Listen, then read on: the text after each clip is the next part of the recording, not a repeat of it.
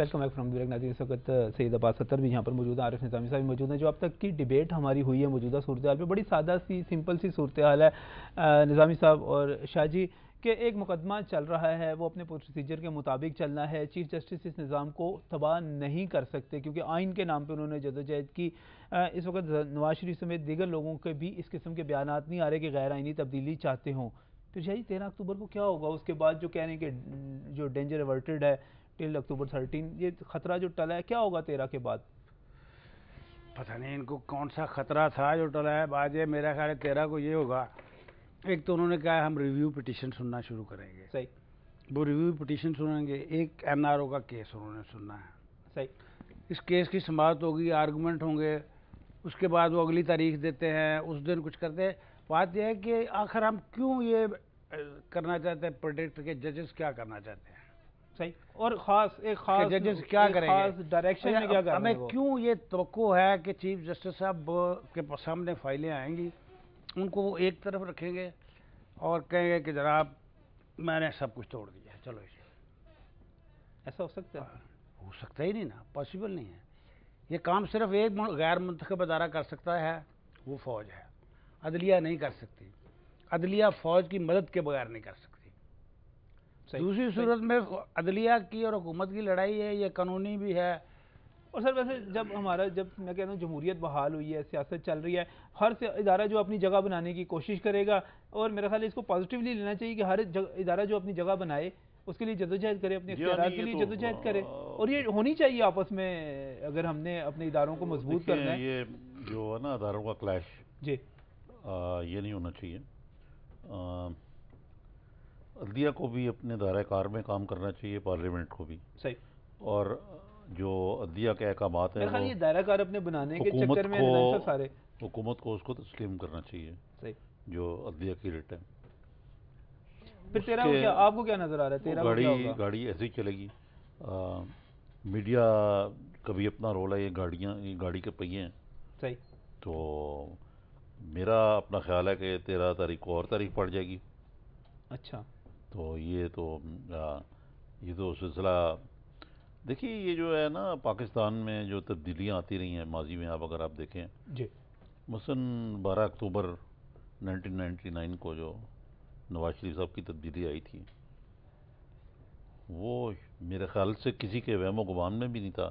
صحیح ہے کہ 12 اکتوبر کی صبح کو کہ آج شام کو 5 بجے میاں صاحب کی چھٹی ہو جائے گی. تو ہمارے ہاں یہ ابھی ادارے جو کیونکہ مضبوط نہیں ہیں, ان کو مضبوط بنانے کی ہمیں صحیح کرنی چاہیے. صحیح. اس وقت جو جوڈیشل ایکٹیویزم ہے, یعنی کہ وہ بہت زیادہ سو موٹو نوٹسز ایکسیٹرا جو ہیں وہ لیتے ہیں, اس سے ہم گھبراتے بھی, یہ نئی چیز ہے. میڈیا کے ایکٹیویزم بھی ایک نئی چیز ہے. صحیح. لوگوں کے اندر بھی ایک جذبہ جو ہے وہ بدل چکا ہوا ہے. یعنی یہ پہلے میں نے نہیں دیکھا تھا کہ لوگوں کو اتنی جلدی غصہ آ جائے. اب دیکھیے جو تشدد کی حد تک لوگ آ جاتے ہیں. مثلاً سیالکوٹ کا جو واقعہ ہوا, ایک اور واقعہ بھی ہوا ہے, کسی وکیل کو پیٹ ڈالا. تو یہ واقعات روز ہوتے رہتے ہیں. تو یہ ساری چیزیں جو ہیں یہ برداشت, عمل اور جو رواداری ہے, اس کی ضرورت جو ہے وہ بہت ضرورت ہے. صاحب اس وقت یہ بتائیے گا کہ اس وقت جو ساری سیاست ہی ہو رہی ہے نا, یہ سیاسی گیم چل رہی ہے, سیاست ہو رہی ہے, زرداری صاحب اپنے پتے ٹھیک کھیل رہے ہیں آپ کے خیال میں؟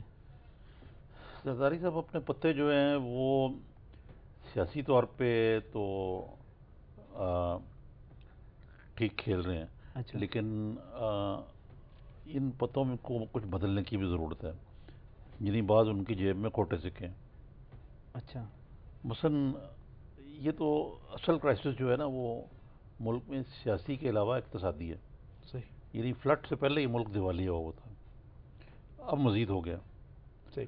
انفراسٹرکچر بنانے کی ضرورت ہے, ریہیبلیٹیشن کی ضرورت ہے فلڈ میں.